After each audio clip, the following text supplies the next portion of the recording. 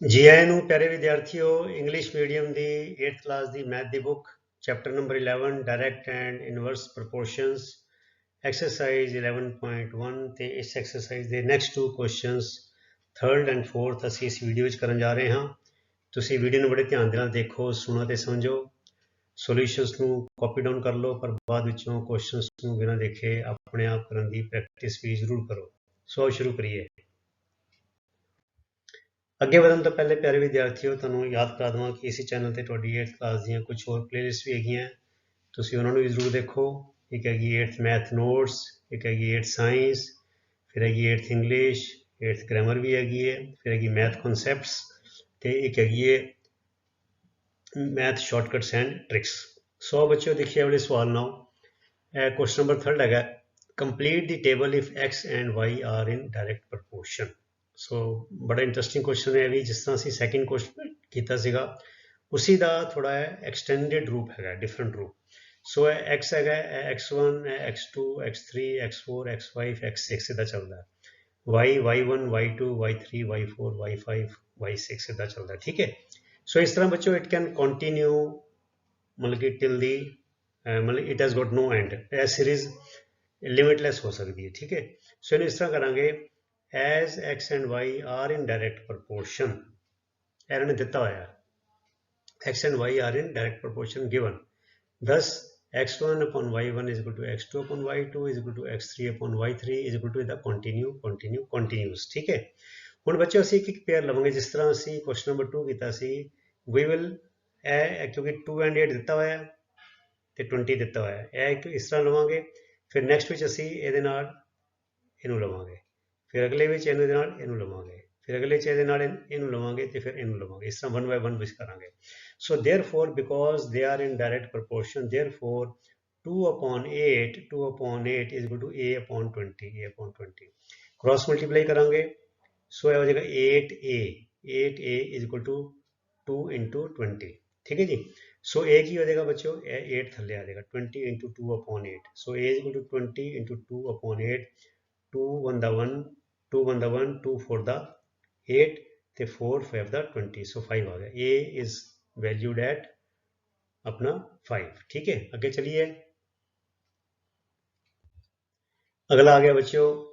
Again वही चीज इस तरह एक्सप्लेनेशन लिखांगे पहले। सो therefore now 2 upon 8 is equal to 8 upon b, 2 upon 8 is equal to 8 upon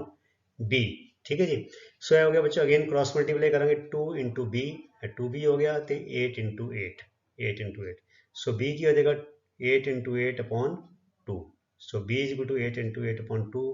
ਤੇ 2 4 ਦਾ 8, 4 into 8 आ गया 32। सो b की वैल्यू आ गई 32। पार्ट 3 आ गया, सेम इसी तरह एक्सप्लेनेशन लिखांगे, फिर कहोगे 2 upon 8,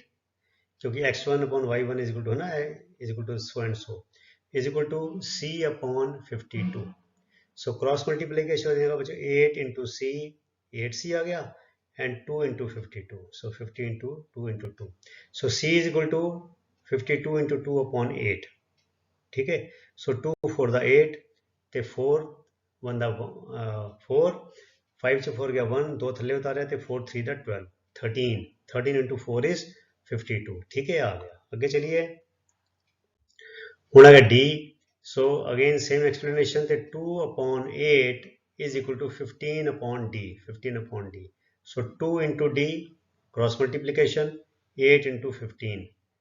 8 into 15। सो d के बराबर हो जाएगा बच्चों 15 into 8 upon 2, 15 into 8 upon 2, 2 4 the 8। so 15 into 4 is equal to 60 is our answer। आगे चलिए, हूँ आ गया बच्चों पार्ट ई, पार्ट 5 आ गया वाला। सो अगेन सेम एक्सप्लेनेशन देके 2 upon 8 is equal to e upon 80। So 8 into e cross multiply करेंगे, 8 into e is equal to 2 into 80, 80 into 2 आ गया, ठीक है जी। ਹੁਣ e is equal to isolate करेंगे, सो 8 थले आ जाएगा, इधर राइट हैंड साइड पे जाके डिवाइड हो जाएगा। सो 80 into 2 upon 8, so 8 1 the 8, 8 0 0, 10 into 2 is equal to 20। So the value of e is 20। ਹੁਣ ਜਿੰਨੀ ਵੈਲਿਊਜ਼ ਪਾਈਆਂ ਤੁਸੀਂ ਪਾ ਕੇ ਦੇਖ ਲਓ ਬੱਚਿਓ,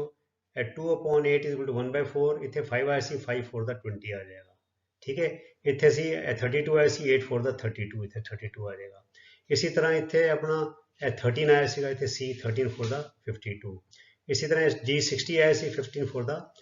60 ਸੋ ਇੱਥੇ E ਸਾਡਾ ਆਇਆ 20 20 into 20 4 ਦਾ 80 ਸੋ ਤੁਸੀਂ ਦੇਖ ਲਓ ਜਿੰਨੇ ਵੀ ਵਿੱਚ ਡਿਵਾਈਡ ਕਰੋਗੇ this upon this is equal to 1 by 4 this upon this is equal to 1 by 4 this upon this is equal to 1 by 4 this E upon 52 is 1 by 4 ਸੋ ਹੈ ਕਿ ਇਹ ਸੇਮ ਚੀਜ਼ ਹੈਗੀ direct proportion the condition x1 upon y1 is equal to x2 upon y2 is equal to x3 upon y3 ਇਹ ਬੱਚਿਓ condition ਹੁੰਦੀ ਹੈ direct proportion ਦੀ ਠੀਕ ਹੈ ਆਓ ਨੈਕਸਟ ਕੁਐਸਚਨ ਦੇਖੀਏ ਹੁਣ ਬੱਚਿਓ ਆ ਗਈਆਂ ਵਰਡ ਪ੍ਰੋਬਲਮਸ ਹੁਣ ਅੱਗੇ ਸਾਰੀਆਂ word problems ਆਣਗੀਆਂ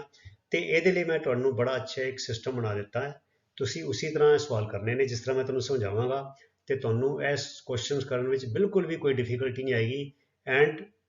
just like a click you can solve these questions ठीक है और देखिए क्वेश्चन किस तरह करना है क्वेश्चन है a machine in a factory fills 680 bottles in 5 hours कोई मशीन है फैक्ट्री ਵਿੱਚ ਲੱਗੀ ਹੋਈ ਤੇ ਉਹ 5 ਬੋਤਲਾਂ ਜੂਸ ਦੀਆਂ ਜਾਂ ਡਰਿੰਕ ਦੀਆਂ ਜਾਂ ਸੌਫਟ ਡਰਿੰਕ ਦੀਆਂ ਹਨਾ ਕੋਈ ਤਰਲ ਪਦਾਰਥ ਦੀਆਂ 5 ਘੰਟੇ ਵਿੱਚ ਭਰਦੀ ਹੈ ਇੱਕ ਮਸ਼ੀਨ 5 ਘੰਟੇ ਵਿੱਚ 680 ਬੋਤਲਾਂ ਪਾਣੀ ਦੀ ਕਹਿ ਲਓ ਜੂਸ ਦੀ ਕਹਿ ਲਓ ਭਰਦੀਆਂ ਨੇ ਫਿਰ ਕਹਿੰਦੇ how many bottles will it fill in 3 hours ਹੁਣ ਬੱਚਿਓ ਇਹ ਤੇ ਬੜੀ ਸਿੰਪਲ ਕਾਮਨ ਸੈਂਸ ਹੈਗੀ ਹੈ ਜਿੰਨੇ ਜ਼ਿਆਦਾ ਘੰਟੇ ਹੋਣਗੇ ਉਨੀ ਜ਼ਿਆਦਾ ਬੋਤਲਾਂ ਭਰੀਆਂ ਜਾਣਗੀਆਂ ਜਿੰਨੇ ਘੰਟੇ ਘੱਟ ਹੋਣਗੇ ਉਨੀਆਂ ਘੱਟ ਬੋਤਲਾਂ ਭਰੀਆਂ ਜਾਣਗੀਆਂ ਠੀਕ ਹੈ ਨਾ ਸੋ ਅਸੀਂ ਇਹਨੂੰ ਇੱਦਾਂ ਲਿਖਾਂਗੇ ਲੈਸ hours means ਫਿਊਅਰ bottles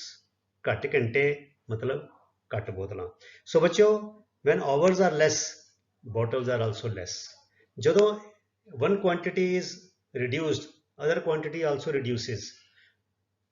then we say these quantities are in direct proportion और दूजे बन्ने if one quantity increases and the other quantity also correspondingly increases तद भी ਅਸੀਂ ਕਹਿੰਦੇ ਆ कि the quantities are in direct proportion so बच्चों when quantities are in direct proportion it means increase in one quantity causes the increase in another quantity or decrease in one quantity causes the reduction in another quantity so इसका इधर लिखांगे less hours means fewer bottles ਤੇ so number of bottles and hours are in direct proportion ਹੁਣ ਦੂਜੀ ਗੱਲ ਕਿਹੜੀ ਧਿਆਨ ਚ ਰੱਖਣੀ ਹੈ ਪਹਿਲੇ ਤੇ ਬੱਚਿਓ ਐਕਸਪਲੇਨੇਸ਼ਨ ਇਸ ਤਰ੍ਹਾਂ ਲਿਖਣੀ ਹੈ ਤੁਸੀਂ ਇੱਕ ਲਾਈਨ ਦੇ ਵਿੱਚ ਜਿਹੜੀ ਮੈਂ ਤੁਹਾਨੂੰ ਲਿਖ ਕੇ ਦੇ ਰਿਹਾ ਫਿਰ ਦੇਖਣਾ ਕਿ ਅਸੀਂ ਕੀ ਫਾਈਂਡ ਆਊਟ ਕਰਨਾ ਹੈ ਅਸੀਂ ਫਾਈਂਡ ਆਊਟ ਕਰਨਾ ਬੋਟਲਸ ਸੋ ਬੱਚੋ ਤੁਸੀਂ x ਔਰ y ਯੂਜ਼ ਨਾ ਕਰਿਓ x y ਯੂਜ਼ ਕਰਨ ਦੇ ਨਾਲ ਕੀ ਹੁੰਦਾ ਹੈ ਕਨਫਿਊਜ਼ਨ ਹੋ ਜਾਂਦਾ ਹੈ ਗਲਤੀ ਦਾ ਚਾਂਸ ਹੁੰਦਾ ਹੈ ਤੁਸੀਂ ਉਹ ਲੈਟਰ ਯੂਜ਼ ਕਰੋ ਜੋ ਤੁਹਾਨੂੰ ਫਾਈਂਡ ਆਊਟ ਕਰਨਾ ਹੈ ਹੁਣ B ਫॉर ਬੋਟਲਸ ਤੇ ਬੋਟਲਸ ਅਸੀਂ ਫਾਈਂਡ ਆਊਟ ਕਰਨਾ ਹੈ ਤੇ ਜਿਹੜੀ ਕੁਆਂਟੀਟੀ ਫਾਈਂਡ ਆਊਟ ਕਰਨੀ ਹੈ ਉਹਨੂੰ ਲੈਫਟ ਸਾਈਡ ਤੇ ਲਿਖਣਾ ਹੈ ਐਵਰੀ ਲੈਫਟ ਸਾਈਡ ਤੇ ਸੋ B for bottles B1 680 bottle ਜਿਹੜਾ ਪਹਿਲਾ ਸੈੱਟ ਦਿੱਤਾ ਹੈ ਤੇ H for hours time H1 is equal to 5 hours ਜੇ ਬੱਚੋ ਇਸ ਤਰ੍ਹਾਂ ਕਰੋਗੇ ਤੁਹਾਡਾ ਕੰਮ ਬੜਾ ਸੌਖਾ ਹੋ ਜਾਏਗਾ ਜੇ ਤੁਸੀਂ x1 y1 ਦੇ ਚੱਕਰ 'ਚ ਪੈ ਜਾਓਗੇ ਉਹਨਾਂ ਫਿਰ ਯਾਦ ਨਹੀਂ ਰਹੇਗਾ ਕਿ x ਬੋਟਲ ਲਈ ਲਿਆ ਸੀਗਾ ਜਾਂ y ਆਵਰਸ ਲਈ ਲਿਆ ਸੀਗਾ ਤੇ ਉਹਦੇ ਨਾਲ ਨਾ ਕਨਫਿਊਜ਼ਨ ਹੋ ਜਾਏਗਾ ਸੋ ਤੁਸੀਂ ਜਿਹੜੀ ਕੁਆਂਟੀਟੀ ਦਿੱਤੀ ਹੈ ਉਹਦੇ ਨਾਲ ਰਿਲਦਾ ਮਿਲਦਾ ਤੁਸੀਂ ਉਹ ਲੈਟਰ ਇੰਗਲਿਸ਼ ਦਾ ਚੂਜ਼ ਕਰਨਾ ਹੈ ਸੋ B ਫॉर ਬੋਟਲਸ B1 ਲਿਖ ਲਓ 680 ਬੋਟਲਸ H1 ਆਵਰਸ ਜੋ ਇਹਦੇ ਨਾਲ ਐਸੋਸੀਏਟਿਡ ਹੈਗਾ ਉਹ H1 ਲਿਖਾਂਗੇ 5 ਆਵਰਸ ਤੇ ਫਿਰ ਕਹਿੰਦੇ ਨੇ ਹਾਊ ਮੈਨੀ ਬੋਟਲਸ ਜੋ ਫਾਈਂਡ ਆਊਟ ਕਰਨਾ ਉਹ ਲੈਫਟ ਸਾਈਡ ਤੇ ਰਹੇਗਾ ਠੀਕ ਹੈ ਇਹ B2 ਰਹੇਗਾ is equal to question mark ਇਹ ਫਾਈਂਡ ਆਊਟ ਕਰਨਾ ਤੇ ਕਿੰਨੇ ਘੰਟੇ 'ਚ ਫਾਈਂਡ ਆਊਟ ਕਰਨਾ 3 hours so H2 is equal to 3 hours ਇਹ ਤੇ ਬੱਚਿਓ ਜਿਹੜਾ ਤੁਹਾਡਾ ਹੋ ਗਿਆ ਦੂਜਾ ਸਟੈਪ ਜਿਹੜੀ ਗਿਵਨ ਇਨਫੋਰਮੇਸ਼ਨ ਹੈ ਉਹਨੂੰ ਇਸ ਤਰ੍ਹਾਂ ਲਿਖ ਲੈਣਾ ਹੁਣ ਸਾਨੂੰ ਪਤਾ ਹੈ ਬੱਚਿਓ when the quantities are in direct proportion ਤੇ ਫਿਰ ਕੀ ਹੁੰਦਾ ਹੈ B2 upon H2 is equal to B1 upon H1 ਇੰਨਾ ਕੋਈ ਫਰਕ ਨਹੀਂ ਪੈਂਦਾ ਮੈਂ ਅਸੀਂ B1 H1 ਇੱਥੇ ਲਿਖਣਾ ਸੀਗਾ ਤੇ B2 H2 ਇੱਥੇ ਲਿਖਣਾ ਸੀਗਾ x is equal to y और y is equal to x ਮੈਂ ਆਪਣੇ ਕਨਵੀਨੀਅੰਸ ਲਈ ਟਾਈਮ ਬਚਾਉਣ ਲਈ ਸਪੇਸ ਬਚਾਉਣ ਲਈ ਮੈਂ ਜਿਹੜਾ B2 ਵਾਲਾ ਹੈ ਉਹਨੂੰ ਮੈਂ ਉੱਪਰ ਲਿਖਣਾ ਔਰ ਲੈਫਟ ਸਾਈਡ ਤੇ ਲਿਖਣਾ ਠੀਕ ਹੈ ਤਾਂ ਕਿ ਮੇਰੀ ਲੈਫਟ ਸਾਈਡ ਤੇ ਰਵੇ ਤੇ ਮੈਨੂੰ ਇਹ ਕੈਲਕੂਲੇਸ਼ਨ ਨਹੀਂ ਬਹੁਤ ਆਸਾਨ ਹੋ ਜਾਏ ਸੋ B2 upon H2 is equal to B1 upon H1 ਹੁਣ B2 I have to find out so B2 ਨੂੰ ਸੈਪਰੇਟ ਰੱਖ ਲੈਣਾ ਇੱਥੇ ਅਲੱਗ ਰੱਖਣਾ ਹੈ ਲਿਖ ਲਿਆ ਇੱਥੇ ਹੁਣ ਇਹ ਇਸ ਤਰ੍ਹਾਂ ਰਹੇਗਾ ਤੇ H2 ਕ੍ਰਾਸ ਮਲਟੀਪਲਾਈ ਕਰਕੇ ਇੱਥੇ ਚਲਾ ਜਾਏਗਾ B1 into H2 ਬਸ ਹੁਣ ਸਾਡਾ ਸਵਾਲ ਹੋ ਗਿਆ ਸੋ B2 is equal to B1 into H2 upon H1 ਹੁਣ ਇਹਦੀ ਵੈਲਿਊਜ਼ ਭਰ ਦੇਵਾਂਗੇ B1 ਕਿੰਨਾ ਹੈ 680 H2 ਕਿੰਨਾ ਹੈ 3 H1 ਕਿੰਨਾ ਹੈ 5 ਸੋ 680 ਨੂੰ 5 ਨਾਲ ਡਿਵਾਈਡ ਕੀਤਾ 5 ਬੰਦਾ 5 5 3 ਦਾ 15 ਤੇ 5 6 ਦਾ 30 ਸੋ 136 into 3 3 6 the 18 3 3 the 9 and 10 3 1 the 1 3 3 1 the 3 1 carry 4 4 ਆ ਗਿਆ 408 ਇਹ ਸਾਡਾ ਆ ਗਿਆ answer that is the machine will fill 408 bottles in 3 hours ਸੋ ਇਸ ਤਰ੍ਹਾਂ ਪਿਆਰੇ ਵਿਦਿਆਰਥੀਓ ਤੁਸੀਂ ਦੇਖੋਗੇ ਇਹ ਅਗਲੇ ਹੋਰ ਕੁਐਸਚਨਸ ਆਣਗੇ ਉਹ ਅਸੀਂ ਇਸੀ ਪੈਟਰਨ ਦੇ ਨਾਲ ਕਰਾਂਗੇ ਤੇ ਜੇ ਤੁਸੀਂ ਸਾਰੇ ਕੁਐਸਚਨ ਦੀ ਪ੍ਰੈਕਟਿਸ ਕਰ ਲੋਗੇ ਤੁਹਾਨੂੰ ਬੜਾ ਚੰਗਾ ਲੱਗੇਗਾ ਔਰ ਇਹਦੇ ਵਿੱਚ ਕੋਈ ਵੀ ਗਲਤੀ ਹੋਣ ਦੀ ਗੁੰਜਾਇਸ਼ ਨਹੀਂ ਰਹੇਗੀ ਪਹਿਲੇ ਐਕਸਪਲੇਨੇਸ਼ਨ ਲਿਖਣੀ ਹੈ ਫਿਰ ਜੋ ਗਿਵਨ ਕੁਆਂਟੀਟੀ ਹੈ ਉਹਨੂੰ ਇਸ ਤਰ੍ਹਾਂ ਸਿਸਟਮ ਨਾਲ ਲਿਖ ਲੈਣਾ ਹੈ ਤੇ ਫਿਰ ਇਸ ਤਰ੍ਹਾਂ ਐਕਸਪਲੇਨੇਸ਼ਨ ਦੇ ਕੇ ਜੋ ਮਤਲਬ ਕਿ ਫਾਰਮੂਲਾ ਹੈ ਸਾਡਾ ਡਾਇਰੈਕਟ ਪ੍ਰੋਪੋਰਸ਼ਨ ਦਾ ਨਾਓ ਕਰਕੇ ਤੇ ਔਰ ਬਸ ਇਸ ਤਰ੍ਹਾਂ ਕਰਕੇ ਇਸ ਸਟੈਪ ਦੇ ਵਿੱਚ ਤੁਹਾਡਾ ਆਨਸਰ ਆ ਜਾਏਗਾ ਸੋ ਐਸੀ ਪਿਆਰੇ ਵਿਦਿਆਰਥੀਓ ਤੁਹਾਡੀ ਇਸ ਐਕਸਰਸਾਈਜ਼ ਦੇ questions number 3rd and 4th ਤੁਸੀਂ ਇਸੇ ਤਰ੍ਹਾਂ ਨੇਮ ਨਾਲ ਉਤਸ਼ਾਹ ਨਾਲ ਅਨੁਸ਼ਾਸਨ ਨਾਲ ਆਪਣੀ ਪੜ੍ਹਾਈ ਕਰੀ ਚਲੋ ਤੇ ਅਗਲੇ ਵੀਡੀਓ ਤੱਕ ਲਈ ਰੱਬ ਰਾਖਾ ਤੁਹਾਡਾ ਸਾਰਿਆਂ ਦਾ ਬਹੁਤ ਬਹੁਤ ਧੰਨਵਾਦ